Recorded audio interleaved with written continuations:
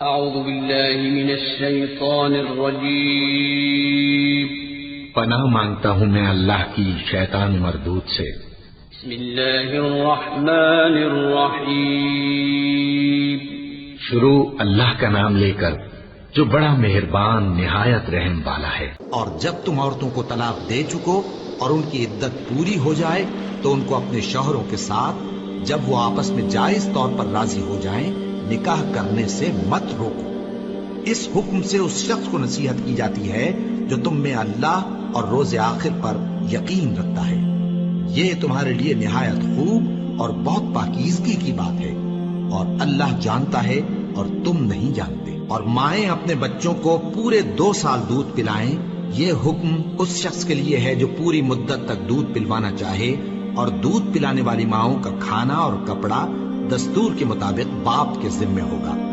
کسی شخص کو اس کی طاقت سے زیادہ تکلیف نہیں دی جاتی، تو یاد رکھو کہ نہ تو ماں کو اس کے بچے کے سبب نقصان پہنچایا جائے اور نہ باپ کو اس کی اولاد کی وجہ سے نقصان پہنچایا جائے، اور اسی طرح نان و نفقہ بچے کے وارث کے ذمہ ہے۔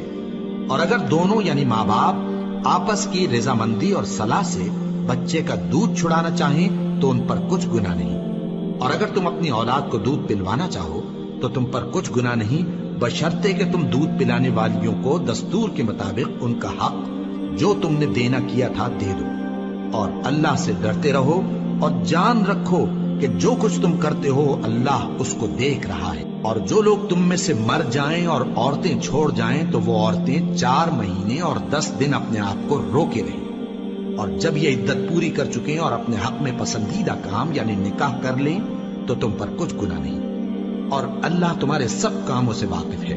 اگر تم اشارے کنائے میں عورتوں کو نکاح کا پیغام بھیجو یا نکاح کی خواہش کو اپنے دلوں میں مخفی رکھو تو تم پر کچھ گناہ نہیں۔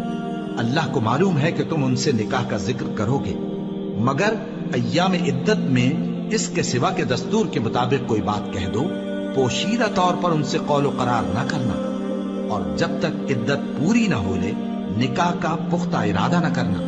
اور جان رکھو کہ جو کچھ تمہارے دلوں میں ہے اللہ کو سب معلوم ہے، تو اس سے ڈرتے رہو اور جان رکھو کہ اللہ بخشنے والا ہے، حلم والا ہے۔ اور اگر تم عورتوں کو ان کے پاس جانے یا ان کا مہر مقرر کرنے سے پہلے طلاق دے دو تو تم پر کچھ گناہ نہیں، ہاں ان کو دستور کے مطابق کچھ خرچ ضرور دو، یعنی مقدور والا اپنے مقدور کے مطابق دے اور تنگ دست اپنی حیثیت کے مطابق۔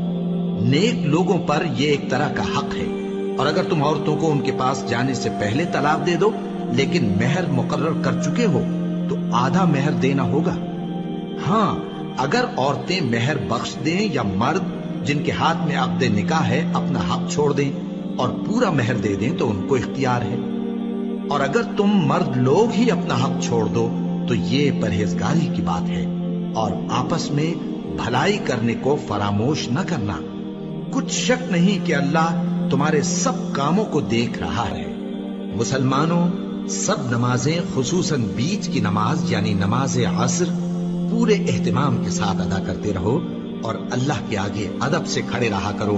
پھر اگر تم خوف کی حالت میں ہو تو پیادے یا سوار جس حال میں ہو نماز پڑھ لو۔